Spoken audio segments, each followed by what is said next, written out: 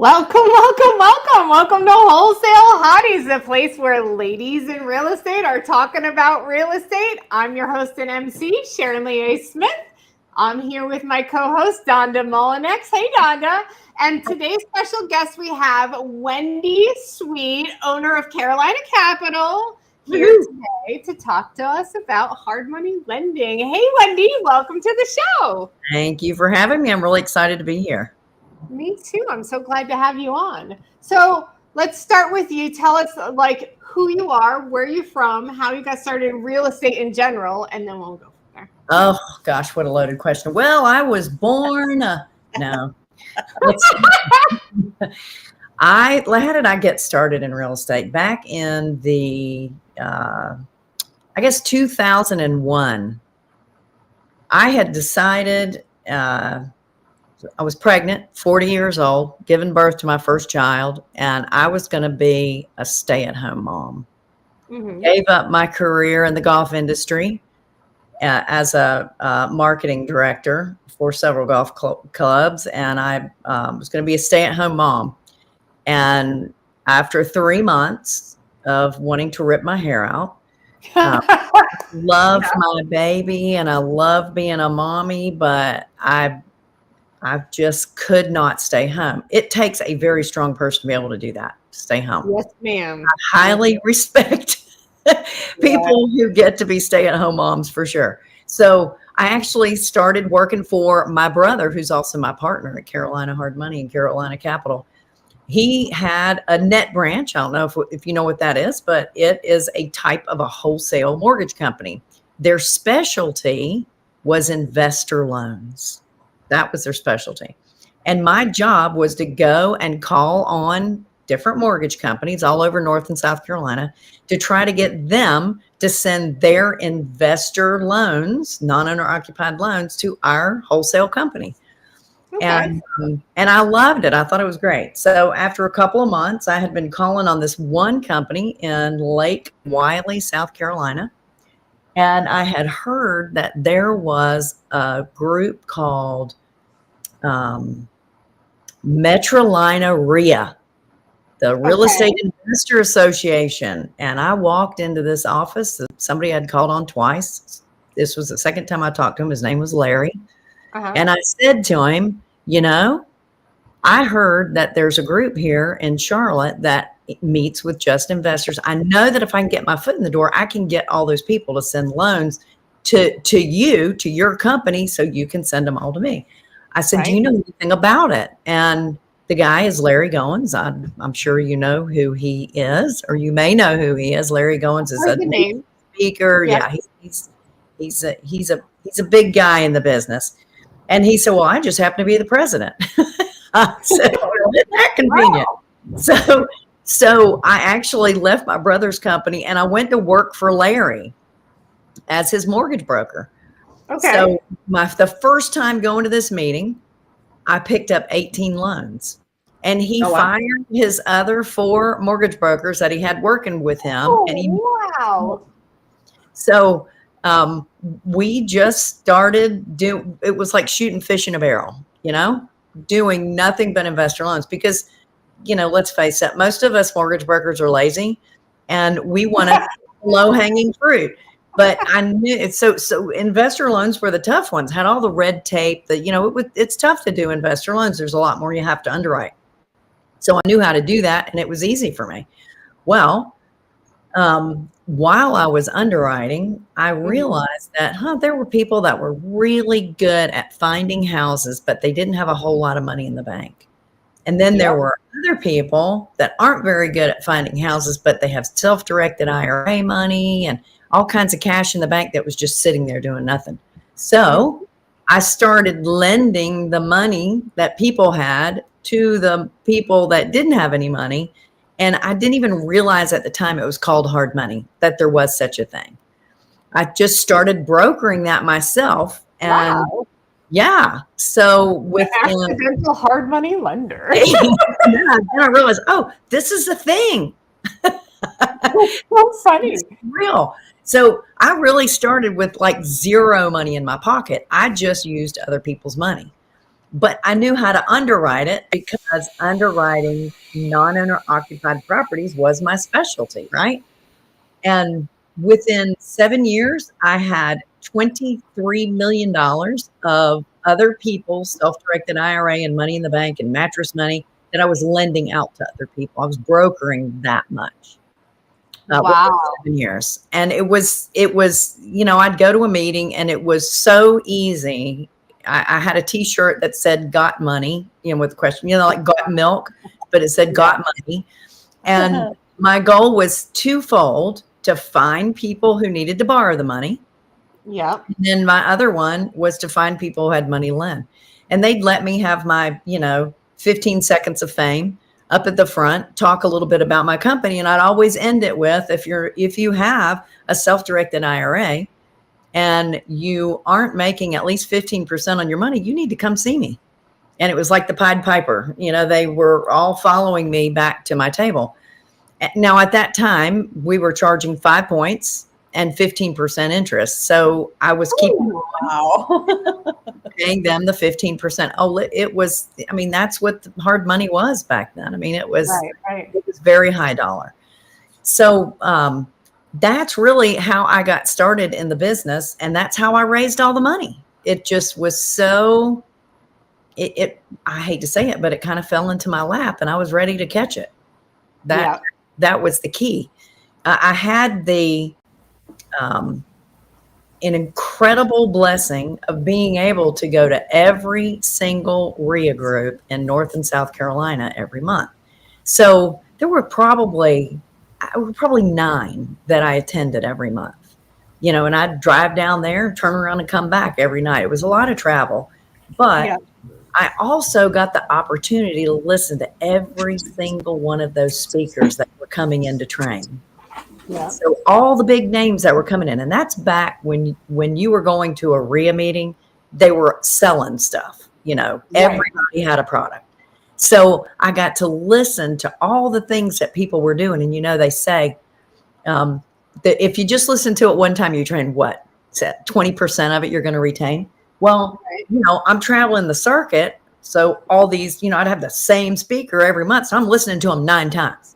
Right. I'm going to pick up a lot.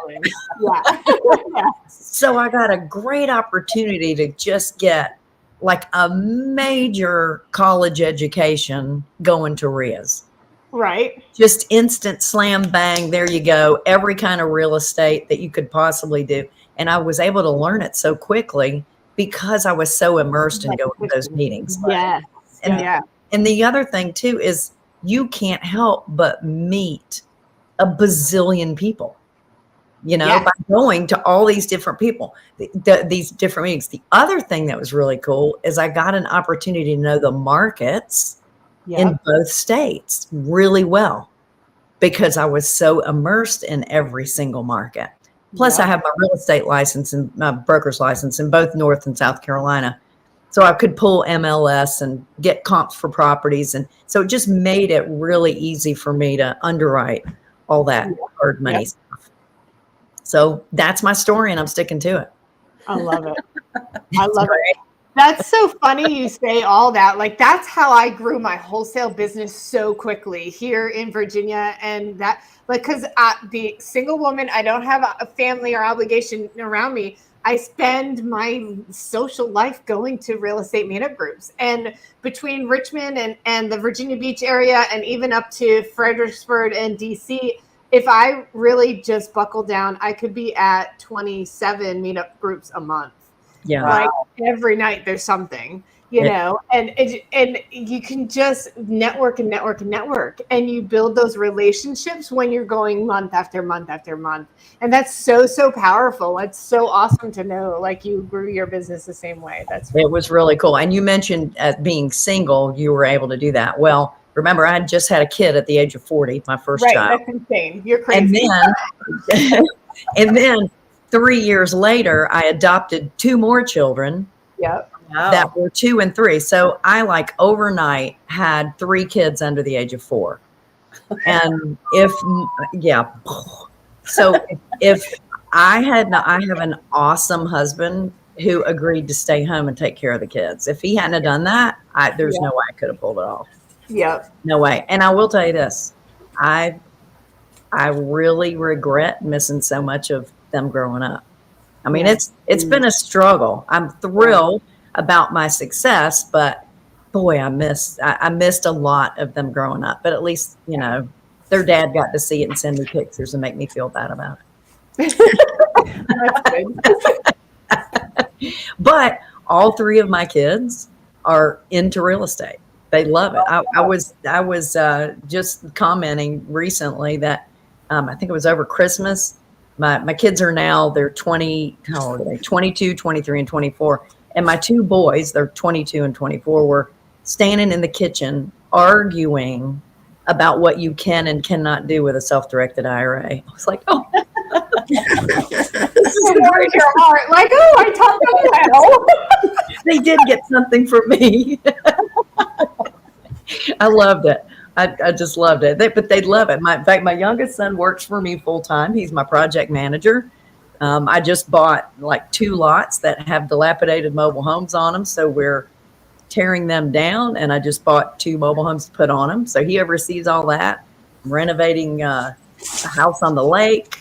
What else am I working on? One more. I've got another property that I'm renovating, a little 2-bedroom, 1-bath, and he oversees all of that for me. Oh, that's awesome. This is really, really cool. My oldest son hunts down properties for me. So he has a job in security and he works at night. So he's on the computer all the time, hunting properties for me. So hunting land, actually. He looks for land because I like the mobile homes on land stuff. Nice. That's awesome. Yeah. Maybe I missed this, Wendy, but are you still lending too? Oh, yeah. That's like my real bread and butter. That's what pays the bills. Mm-hmm. I am. Every day. And I say every day, but I have an incredible team that works with me. We had our quarterly meeting today, as a matter of fact. And I could disappear for a month and they wouldn't care. They're nice. So tuned in to what's going on, and you know they each own their own island. They love what they do. They're good at what they do. They're there to help. We've got a great culture in our business. We do a Bible study every Wednesday morning. We treat each other like family. It's just. So I'm so blessed to have. So that brings up like a whole ton of questions for me. Talk to us about growing a team like that. So tell us the progression of that. How did you start with your hires? How did you interview? How did you get that culture? Like now I really need to know all the details. Give me the details. Well, there's one rule you need to remember is you will kiss a lot of frogs. Kind of like dating, huh? Yeah. Almost as bad. Not quite, but almost as bad. It's you know, now that I can look back, I can see what I should have done sooner. Number one is I think a lot of people are really afraid to bring on like that first assistant kind of person. Yeah. Because you think, man, I cannot afford to pay somebody. Right. I'm barely making it as it is. I have no time to finish what I'm doing. How am I going to be able to take what little bit I am making and pay somebody else? And train them. Yeah. And so exactly. Training can be a lot easier now that we've got videos and we can do SOPs on video. You just take what you're doing in the day and do the SOP on Vidyard. If you don't know Vidyard, you need to learn it. And it's very easy. I mean, it's even like turn the computer on here. Your files are kept here. It's very simple to do. And you can do it once. And then whoever comes in to take that position, you're not repeating yourself. And that's a great way to train VAs. The better you train a VA, a virtual assistant, the better they're going to be. They're only going to be as good as you train them to be. It's not them, it's us. You know, that the problem is. But when you're thinking about paying somebody, how are you going to do that? Well, what are you going to pay somebody as an assistant? You know, gosh, are you going to pay them $10 an hour, $20 an hour? Okay, let's look at it salary wise, $30,000 a year. how can I come up with 30,000 a year? So that's the wrong way to look at it. The way to look at it is, what am I going to pay out over the next 3 months? 3 months. Yeah. In 3 months, they should be paying for themselves. Yeah. And it shouldn't take you 3 months to realize that's not the right person. Yeah. And that phrase, hire fast, fire faster. yes. Actually, hire slow, fire quickly. I can tell you that we interview a lot of people to get to, and we interview them 3 or 4 times. We do a phone interview first. Well, they have to look on paper. We do a phone interview first. Then we do a Zoom one-on-one. Then I'll do a Zoom with the team. And the whole point is to get to know their personality. And somebody else is going to ask them a question that might throw them off. And you'll be able to really get to know them a little bit better. So it really, at this point, with the group of people that we have now, they have to get along with everybody. So it's really important for everyone else to be in on it, in on the hiring. And when we interview people after we get off, we really sit down and have a conversation. Okay, what did you like about them? What didn't you like about them? And we really discuss how that person's going to fit in down the road, not just now. How is that person going to fit in down the road? So it starts out of, thinking it's really not going to cost you what you think it's going to cost. And at the end of 3 months, if they're not paying for themselves, then you're probably not ready to hire somebody. Yeah. But the biggest mistake I think we all make is that we put it off for so long. We're not allowing ourselves to scale. When you're all in the weeds, you can't even mess with the bigger picture. Yeah. True. Because you're so hung up on all the little stuff and drowning. Like my time is occupied. It is. But sometimes 80% is good enough. Yeah. Because nobody can do it as good as you. Right? Yeah. I mean, you think about it. You know how to do it. Nobody can do it as good as me. Right. Nobody can do my job or what the things I'm doing as good as me. Right. Sometimes 80% has to be good enough. Right. And if I don't let go of stuff and allow somebody else to shine, then I'm hurting them too. Yeah. Right. So, it's important to find out what these people's gifts are and let them have them. Let them use them. So that's the hardest thing is getting that first hire going. But once you start in on that, then it'll fall into place. It'll really fall into place. So you got to sit down and think, okay, what can I peel off my plate? What do I have that somebody else could probably do? Yeah. Even That's if it's really good advice. little tiny things, even if it's, pick up my dry cleaning, that, sometimes all you need is an assistant to do everything at home. True. Very true. I love that. Hey, I wanted to step back a little bit when we're talking about hard money loans. Maybe somebody watching right now doesn't even know what that means. How does that vary from traditional? That typically, maybe explain a little bit hard money versus what people are typically used to. Okay, sure. So I think everybody knows what regular mortgage loans are like. You can go to the bank and get a loan, or go to a mortgage broker and get a loan. So hard money is everybody says, oh my gosh, it's so expensive. Yes, it is. But it serves a purpose. It's a short-term, high-interest loan that allows a person to purchase a property and get the money to rehab it based on what the after-repaired value of the house will be. So typically, the formula that we use is 70% of the after-repaired value is what we're going to use. So if you've got a $200,000 house, that's what it's going to be fixed up, but it's going to be worth fixed up. You can borrow up to $140,000 on that. So how do you figure out what you should pay for the house? Well, the first thing is how much is it going to cost to fix it up? And wholesalers really need to know this, right? Yes, they do, Wendy. Yes, they do. Wholesalers really need to know this formula.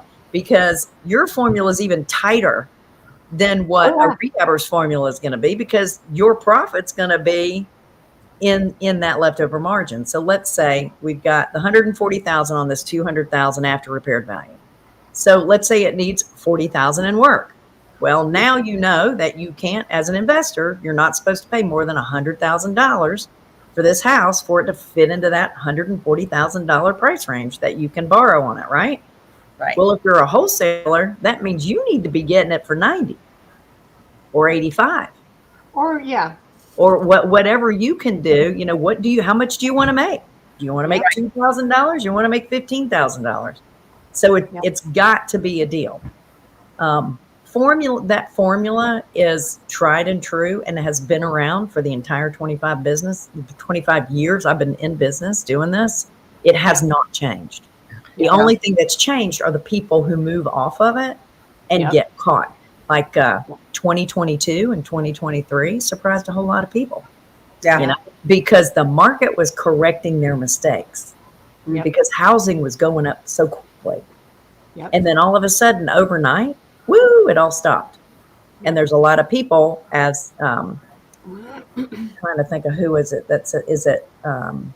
thought it was Warren Buffett that said you can always tell who the iffy people are who's naked when the tide goes out. Mm-hmm. Sounds like a Warren Buffett saying. Yeah. So if they're not really taking care of what they're doing, you know, you're going to get caught in a bad way. So you got to stick with the formula. It's tried and true. And what's really cool is that formula also holds true in the commercial world. Ah. Yeah. It also holds true in the commercial world. 2 to 5 units, 20 units, multi-tenanted office buildings. You got to think the value is not necessarily done with all these comps that you're seeing like you do with a house. The value is really based on what income are you going to get off of it. Right. What's that income going to be? Mm-hmm. But it's still the same. The lenders are still going to look at it the same. Like when we're lending on commercial property, we actually lend a lower LTV. We're more in the 60 to 65%, which is what we're going to lend on that. But everything's based off of the income, not necessarily where it is. Yeah. Where a house has to be pretty and in the right neighborhood, and that kind of thing. Yep. Gotcha. Yeah. So are you guys you lending on fix and flips, new builds, buy and holds? Do you guys do buy and holds as well? Yes. Mm-hmm. Okay. Mm-hmm. What's your favorite to lend on, Wendy? New construction. Why? Yeah, because it's just easy. It's so easy. It's, you've got plans, they've got permits. It's so easy to release the money. You can see what's been done, what hasn't been done. Most people who are building new construction have been in the business for a little while, so they're not brand spanking new. They also tend to have more money in the bank, which I really like, because if an oops comes, wait a minute, did I say if? When an oops comes, they have the money to take care of what may have gone wrong. Yeah, correct. But it's and right now new construction is selling like hotcakes. In just about every market, new construction sells a whole lot quicker. It's really interesting right now what's selling and how quickly it is. Like in the Charlotte market, any house that's under, say, 400,000 is sitting on the market for 60 days, 90 days, sitting on the market a little bit longer. And the pricing is dropping about 5% of what it was. Yep. And it's because that's the segment of the buyers right now. Average age is like 35 for first time home buyers now, which is really a lot older than it used to be. But those are the people that are having trouble affording to buy the new house. If you're in the Charlotte market and you've got a house that you're trying to sell that's 800 to $2 million, no problem. A few days, it's done. It's sold. Isn't that crazy? That is crazy. It's backwards from what you're typically used to. Yeah, that's exactly right. And what's important is to understand what's going on in the market. So if you're in this business, you have to know people that have a real estate license that can get on MLS and pull those reports for you. Whatever market you're in, they can get right online and pull those market segments, what's selling the quickest. So as a wholesaler or a rehabber or even a new construction person, now you're going to know how big the house needs to be, where it needs to be located. You know, what is it that I need to be looking at to be able to sell it quickly? What price range should I be in? Yeah. They're great people to have on your team. For sure. Well, how do you evaluate whether a deal is worth funding? Well, first of all, if somebody can actually pay me back, that's always good. Yeah, I frown upon those who don't.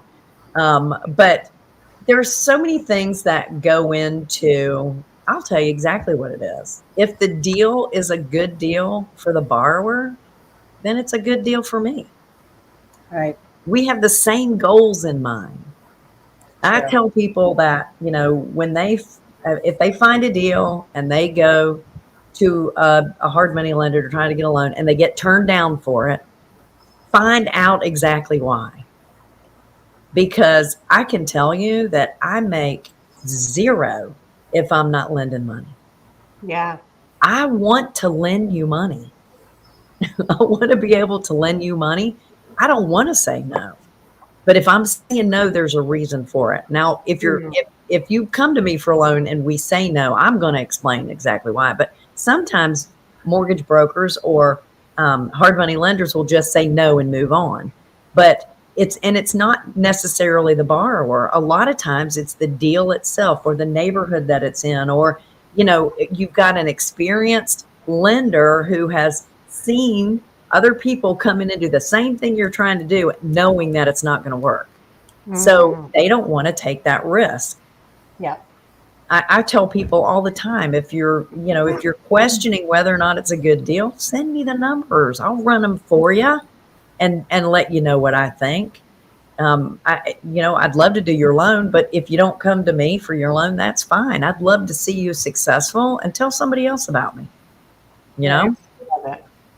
Yeah. Well, that's nice. That just gives people some like comfort to know that you were able to look at it and you agree with them. And like you said, and if not, then you're teaching them how to find a better deal for the next time. Well, a lot of times too, I can tell you one of my most favorite mistakes that I made, and there've been plenty, we could stay here all night, is I bought a house in Charlotte. And it was in this neighborhood that is just the blue blood creme de la creme. Could not believe I got the deal on this house that I did. And everybody on the street, they were all buying these houses and knocking them down and building up these big houses. Wow. Well, I'm thinking, oh, I'm a little nervous about doing this now. I'm a hard money lender, remember? And I'm still nervous about getting into that kind of debt. I think I'm just going to rehab the one I bought. So I spent all this money. We rehabbed the one we bought. It looked so pretty with the rehab. I mean, even put the little individual shingles, cedar shingles on the outside in this area of it. And that beachy look, yeah. Oh, yeah. And it was just such a beautiful little house. And I sold it, and I made, I don't know, $45,000 off of it at the time. And the guy that bought it from me knocked it down and built a big giant. Dang. That word for nothing. Oh my word. And I'm thinking to myself, you idiot. You know, you preach to people every day about what they should and shouldn't be doing. And I didn't even take my own advice. That's Would have funny. done it, right? Yeah. You could have wholesaled it and sold it to him and not put any money Exactly. into it, maybe even more money. Yeah. So I'll tell you about a deal that I'm actually looking at today. I have a person, she's been on my Wednesdays with Wendy calls. She comes to Sunrisers, and she sent me this email saying, hey, she's a real estate agent. I have found this house. The people don't want to list it because their mother lives there, and they don't want people coming in and looking. Do you have any buyers? What a loaded question. Do I have any buyers? So I said, yeah, let me take a look at it. And I pulled it up, and it's on this street that I know is just like, bam, this is a great neighborhood. People are are knocking the houses down, building up new ones, and the ones they are rehabbing, they're like tricking them out really nice. Like, and houses are 1947, 1948, that kind of time frame. Really, really great area. And I'm looking at this and I really had to think, is this a house that they're trying to sell it for a little bit more than it would be a deal if you were going to knock it down and just buy the lot, because that's really what you're doing. Right. And so they wanted a little bit more for it than that. But as a rehab, it would make money. But it'd make this much money as a rehab, where if I could get it $40,000 cheaper, I'd just knock it down and make this much. Right. And people don't think that way. Right. They think, oh, the rehab's the easier way to go. And they don't think about all the options. In the Charlotte area, they just passed this new zoning law where you can build an ADU, an additional dwelling unit, in the back of all the houses. They're trying to really condense the population onto this house, is offer the opportunity to be able to add an ADU and sell the house with additional income. Yeah. Right. You know, and the houses there are selling for over 800,000 fixed up. So not just fixed up, the new builds. The new builds are $200,000 higher than if you were to just rehab it. So that's the kind of research you really need to do. And you need to be thinking about, what are some of the other options that I should consider? Here's another thing. This house is paid for. Wonder if they'd be interested in seller financing some of it. Because if they'll seller finance it for just a short term while I'm doing my thing, you know, how much can I give them to satisfy them and make them happy? Give them enough money so they can buy their next home or whatever it is they want to do. So I can short term that and then get a hard money loan for the difference, or a private money loan for the difference to be able to fix it up or knock it down and sell it. Yeah. You know, so, you know, if somebody's going to sell or finance it, I'm willing to pay more for it. Right. I'm not having to pay closing costs, no points. The interest rate's going to be a lot lower. You know, there's a lot more things I can do if I can convince somebody to sell or finance it.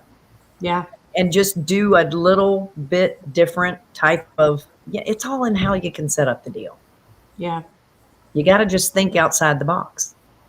So many investors don't, right? I come across that quite often, where I find a seller finance home and they're like, well, but I can't get funding for the rehab if I have a note here. And like, it blows my mind. Like, dude, you've got to think outside the box, right? Because get them to subordinate the first. A lot of times the seller will go ahead and subordinate to another loan behind it.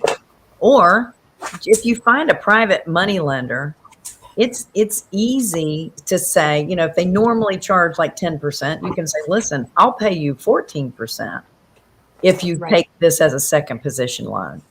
Right. And it's worth it doing, because what you're looking at is the blended rate that you're paying. You got a really low rate on the seller finance part. And if you're the second for the rehab part is higher, you blend that together and see what that is. It's going to be a lot lower than if you were just going to get a hard money loan for the whole thing. Yep. Exactly. Do you predominantly work and lend and then also build and buy in your specific type of area, or do you go all over the United States? So that's a great question. So I'm very focused in the Southeast. So we're North and South Carolina, numero uno. We do Virginia, Florida, Georgia, Eastern Tennessee, and Alabama, a little bit of Alabama. So we kind of like the Southeast. We like the Southeast for a couple of reasons. Number one is it's in our backyard and we know it. And a lot of people are moving to this area. You know, and it's not really a bubble market. Yeah. You know, things aren't going straight up and things don't crash. We kind of stay steady. So I like it for that reason. Now, me personally, to be able to buy and sell stuff, I like being able to get to my property within 30 minutes. If I can't do that, then I'm probably not going to do it. And I say that, but I have 2 self-storage facilities that are, one's in Tennessee and the other one's in Missouri. But those are things that are, I know. See, I don't listen to myself. But It's all good. don't do as I do as I say. Is that what it is? But they're a different kind of banana. They're something that can run on their own. I do have boots on the ground in both places, and I'm not going to say it's been easy, but it's way easier than if they were just a rental property that I was having to worry about. Right. But as far as like, I do short-term rentals and mid-term rentals, and the rehabs and stuff that I have. My short-term rentals, at one point I had 9 of them in downtown Rock Hill, and I could get to every one of them within 10 minutes. I could walk to most of them from my office. That's how close they were. And I really, that's a dream. That's an absolute dream. When I'm rehabbing houses, I try not to go farther than 30 minutes away. And it's not because I'm going and rehabbing them myself, but I want to be able to pop in and if I need to, do what I need to do. So I like stuff close. I know there are people that invest far away. And that scares me. It scares me to do a loan for somebody that doesn't live near the house they're rehabbing. It'll make me question whether or not I do the loan. So are you doing all 50 states then? No. Okay. No. North Carolina, South Carolina, Georgia, Northwest Florida, Virginia, Eastern Tennessee, and Alabama. And Florida, we used to go farther south in Florida, but Florida's a little sticky. Yeah. Right. So we're backing off.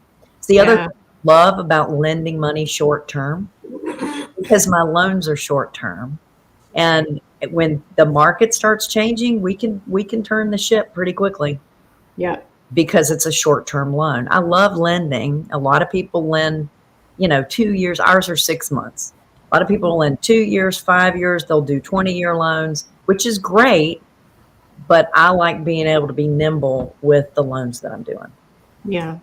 And do you have a re-up period? So 6 months, and then if they renewal 6, another you can 3 years. renew it for another 90 days. Yeah, we're set up that way. Cool. Absolutely. How can a borrower stand out to you when they're coming to you for a loan to pitch a deal to you? So, first of all, what stands out to me with any borrower is one that comes to me that's done their homework. Like, I hate it when I say, they say, "Oh, I want to get a loan." Great.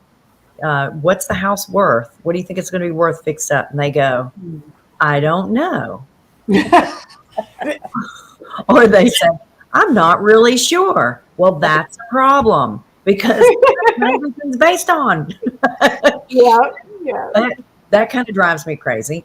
Or if they say, "Well, I don't know how much the rehab's going to be either." That's another very important number you need to know. All right. Really, really important that you need to know that. So if they don't know those two things, then I know I'm working with a brand spanking new person, and they're probably not ready for my loan yet. But I'm gonna sign them up for Wednesdays with Wendy. I'm gonna sign them up for Sunrisers. I'm gonna recommend people I know that are running meetings in the towns that they're in, and hook them up with those people so they can start going to meetings and build their network so they know how to do their homework. Because the worst thing you can do is jump into a deal and not know what you're doing. Yeah. It's not cheap. It's not cheap. You'll learn very expensive, or you can learn very cheap. Right. And I'll go for cheap every time. Great advice. Yeah. So do you guys fund 100% on purchases, or only a percentage of the ARV? You're saying 70%, right? 70% of the after repaired value. So what you're looking at for us, we'll do 90% of the purchase price, and we'll do 100% of the rehab, as long as you're at 70% or below what that after repaired value is. Got it. Sounds great. And that's very common. You'll see that through a lot of people do real similar stuff. Yeah. Right. How fast can you guys close? Like, if somebody, because some of these deals come along, the good deals come along, they go fast. And so you want to that's always been a little bit of pressure. I know people getting into those deals. 2 weeks or less. Everybody should be able to close something in 2 weeks or less. Everything depends on, it's two things. We get an appraisal on every deal we do. We have to have an appraisal. Okay. And the other thing is clear title work. So those two things, however long it takes for those two things to happen, is how long it takes to close a loan. Now, and most of them, you can get an appraisal in 4 to 5 days. Title work, it depends on how quick your attorney is, but sometimes that's 4 to 5 days as well. Yeah. So, you know, how quickly do you get your information into us so that we can underwrite you? We always recommend to people, you know, I don't care who you're using, you should have more than one that you get pre-qualified with.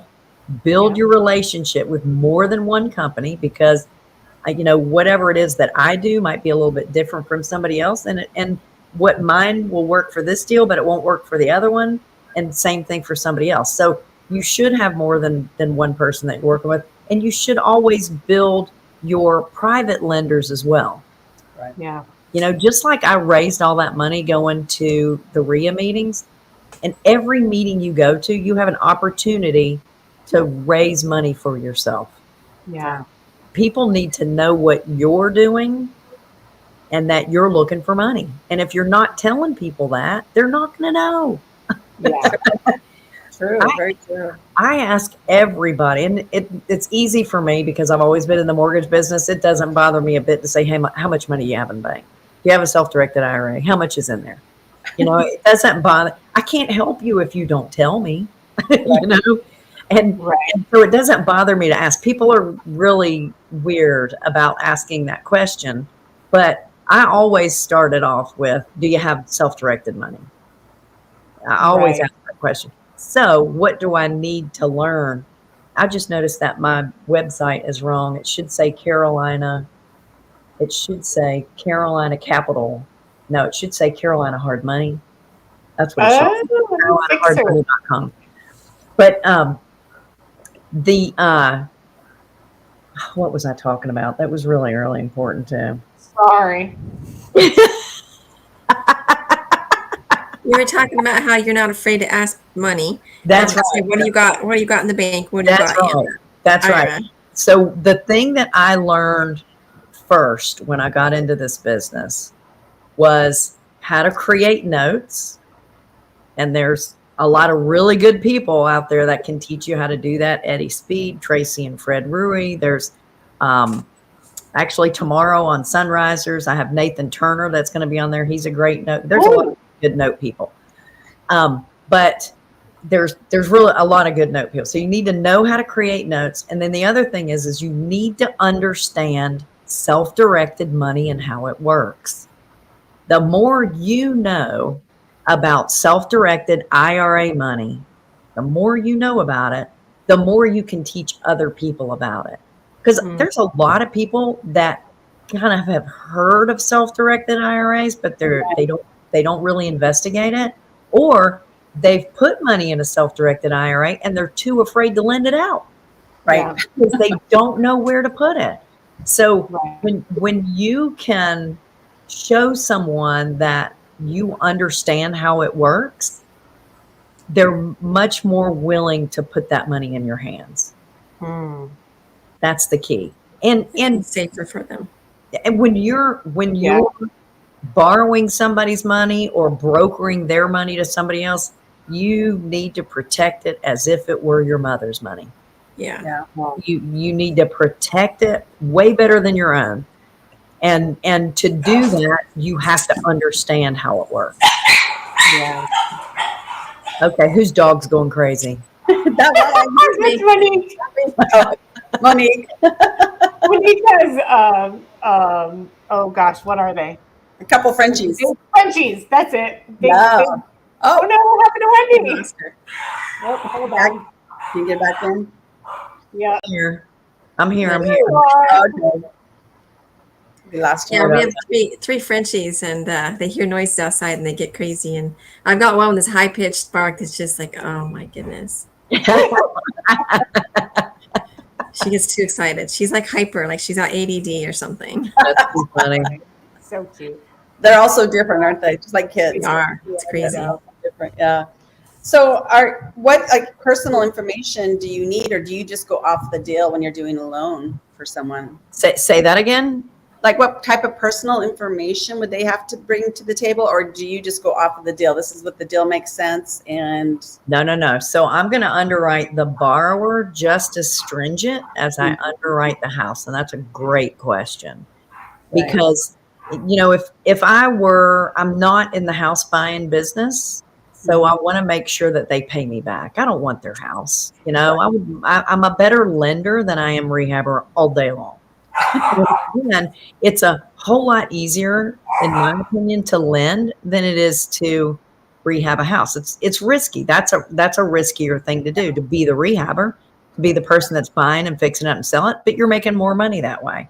But if you take the hours that I put in to working as a lender and you compare it to the hours that you put into being a rehabber, my hours are this much, which means what I'm really making is way bigger.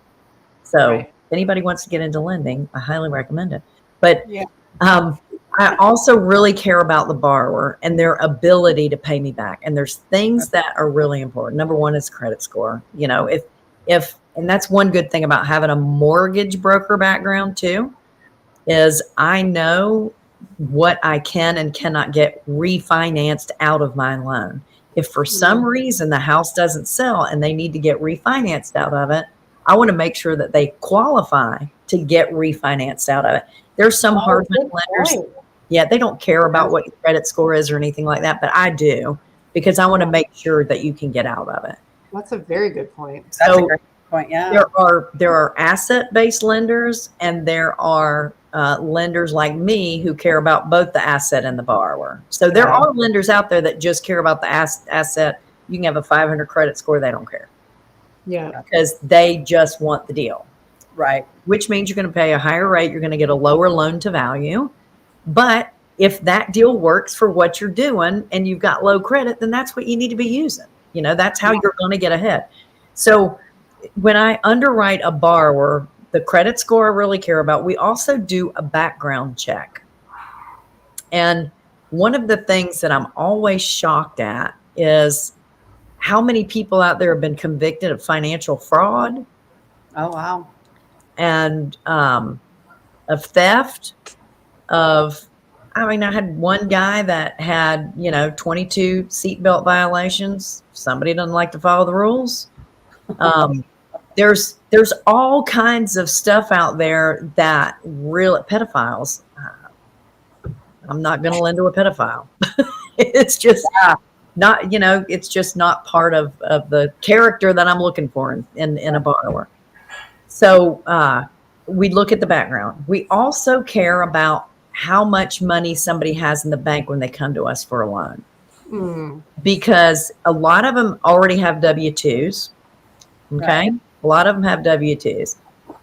So where are they getting the money to make my payment on top of their already mortgage payment and all the other things that they're going to be paying, or that they have to pay, car payment, all the other stuff that they need to live? Well, I want to make sure that they have money saved up in the bank to make my payments for the next 6 months. Right. Yeah. I'm going to say, and you're doing interest only payments, right? We are interest only. And I also want to make sure that they have enough money to get their contractor started, because when we release money, in fact, when anybody releases money to you, it's in arrears. You're going to have to do the work and then you get the money released to you. Now it only takes, 36, 48 hours before you get the money, but still a lot of times your contractor is going to want some sort of a deposit up front. We're not paying that. And work has to be completed to be able to do that. Right. So it's always paid in arrears. So I'm going to see 3 bank statements. I don't care where the money comes from. Like, I'm not going to be that mortgage person that says, oh, I see you have a big deposit of $40,000. Where did that come from? I'm not going to ask you that question. I don't care. I see it's in there. Right. So I want to see that you have money in the bank. You need to have a good credit score. For me, that's 650 or higher. That's what it's going to take to get you refinanced. And I want to see that you have a clean background check. We also ask to see the first 2 pages of your tax returns for the past 2 years. We do that because we want to see your file and your taxes. Because if you haven't filed your taxes, guess who comes in front of us Oh yeah. if we don't get paid? Uncle Sam's getting the house, not us.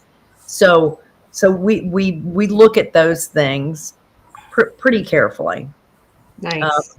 If somebody has zero experience, I don't love that, but it's not going to send me away. If somebody says, "Oh, I don't really have any experience," but I've been going to the RIA meeting for the past 6 months.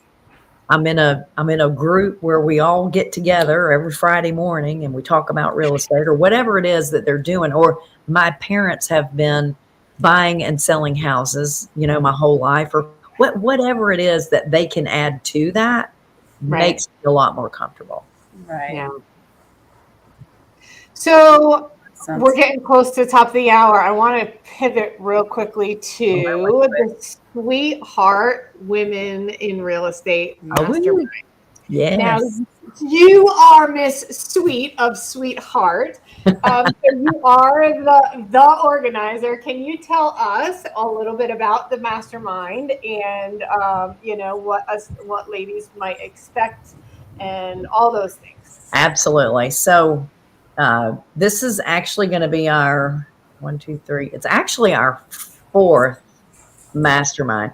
We had an original one, I don't know, it's probably been 7 or 8 years ago, kind of by accident. There were only like 15 of us at the Hart farm in Kentucky that we did our first one. But when you come to Sweetheart Mastermind, it's not just about real estate, although that's our main focus. It's an opportunity for women to get together, talk real estate, talk family, spirituality, self-care. Sometimes the self-care gets really deep. Yes. You learn some of the coolest things about other people that you would never in a million years suspect. It is, and it all stays there. It's like, what happens in Vegas stays in Vegas. It all stays there. Everything is, and people have been really good about keeping everything to themselves. And in fact, we don't even talk about it to each other afterwards. It's really, really good. Yeah. But the what I've found, and Sharon can say this too, the when you go to this group, you meet people that will be your friends for life. Like you've gotten through so much in that 3-day event and talked so deeply and spent individual time and just seeing every crevice of who they are, that you just become so close. And it's cool to see the ones that pair up, and really get along really well. You can just see who matches up, people that you wouldn't think. It's just really just super cool. But we talk about real estate. So we do some learning kind of things, but one of the best days there is what we call the hot seat. And it's an opportunity for each person to get up and talk about them, their life, their business, where they think they need help. And we all ask clarifying questions because we want to totally understand that what you've told us, that we're hearing what you're saying. And then everybody gets an opportunity to give, to suggest, to say, you know what, that happened to me, or I had a friend that went through that, and here's what we did to fix that. And people end up doing business together, starting businesses together. It's just really, really, it's such a deep, wonderful opportunity to get together. So what we do is we're kind of in a habit now of renting a big house on the beach that might be a 30 mansion with 30 bathrooms for each one of you. And we bring caterers in. You are waited on hand and foot from the moment you walk in that door till the moment you leave. It's like spa weekend, girls. It's spa weekend and, sisterhood. It is. I mean, and you won't starve. You won't be hungry for one momentum at all. There's food everywhere. There's food everywhere, and it's good food. There's good swag. You know, we have great jackets, and I mean, it's just we got a yoga mat last year. I That's use right. it all the time. it's really, really cool. So we have that this year. We've rented a house for 2 weeks in length. We have two separate masterminds. Okay. So we've got, I think it's September 28th. We'll have to pull it up. It's at sweetheartmastermind.com under the events. All the dates are there. But we're doing 3 sweetheart days of the mastermind, but we also have an extra play day too that we've added on to it. So we have a group in the front that's going to be about 25 people, another 25 people at the back end of those 2 weeks, and in the middle of those 2 weeks this year we're doing a lending institute because Mary and I both are lenders, and this is so many people are interested in learning about lending, whether you want to scale it up to a big business or whether you just want to lend your own money or whether you want to broker other people's money. There's so many different ways to get into lending. And our goal is to teach the total ABCs, the complete nuts and bolts. Here's how you get started. Here's the documents you're going to use. Here's how you underwrite, whether you're underwriting the person or the deal. We want to exact processes of what you need to do if you want to be a lender. Now that group is right in the middle. It's 4 days, and we're allowing men to join that. So if we have to let them in. You go to the ladies weekend, and then Jim can come in with you, come join you. So we figured that there's husbands and wives that might want to show up, let their husbands in and or partners in. So we're letting men in on those, and that one actually is almost full already. So we've got a lot of people coming to that, but it's just it's so much fun. It really is so much fun. We're really looking forward to doing it again in October. That one's October. Looks like October 2nd through the 6th. Thank you. And then the other 2 with the women only is the first one will be September 28th through October 2. And then the second one is October 6th through October 10th. That sounds good. That's it. You're right. Thank you very much. Wow. That's going to be some business. What is Sunrisers? Okay. So every Friday morning, we have a group of believers who happen to do real estate. We meet at 7:30 in the morning on Zoom. We do a 30-minute devotional. We do a 15-minute market update, and then we bring somebody in to talk about real estate. So it's from 7:30 to 9 o'clock. It's on Zoom. We'll have easily 120 people on there every Friday, and you never know what you're going to get, but I promise you'll love it. It's just a great. The market update is great. It is incredible. It is great. And what's so cool about it too is there's a lot of real estate gurus that come every Friday. Yeah. So, and it's like the easiest thing in the world for me to run because all I have to do is ask like one question, and then all this brain power comes in, and I just sit back and watch it. Yeah. it's wonderful. And it's there's such a variety of what we talk about too, as far as real estate is concerned, and it's nationwide. So you're really getting a good feel of what's happening across the country. Yeah. So I've been doing this group since 2002. Wow. So it's been good. It started out as a breakfast meeting in Charlotte, and COVID caused us to go online. So, thank you, God, because now there are people from all over the country. We have a guy from Tanzania that shows up, another one from Ghana that shows up. Wow. Kind of cool. Yeah. So how do you sign up for that Zoom again? It is, I knew you were going to say that. So if you email... if you email Wendy at chmlending.net, I'll get you signed up. Okay.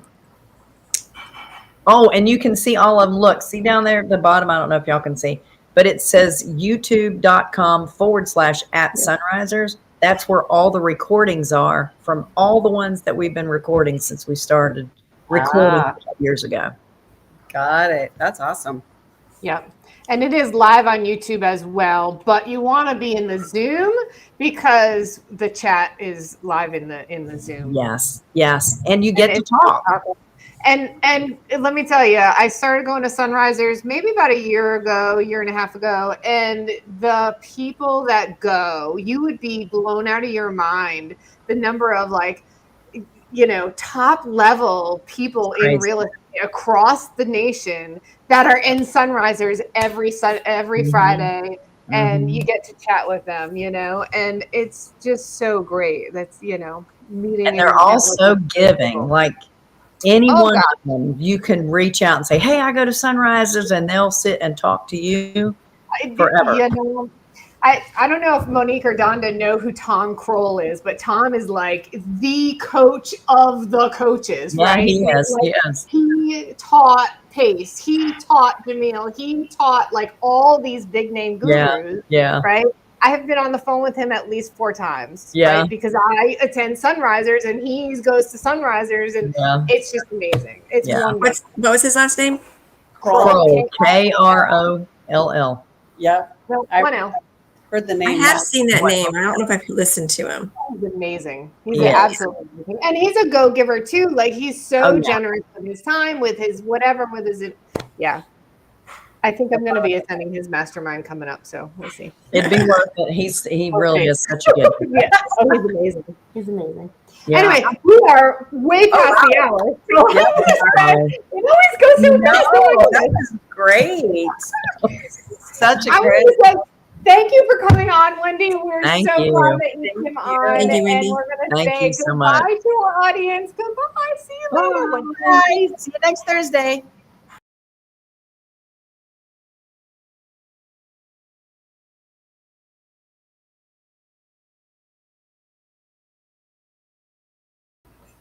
Well, I like the outro. That's cute.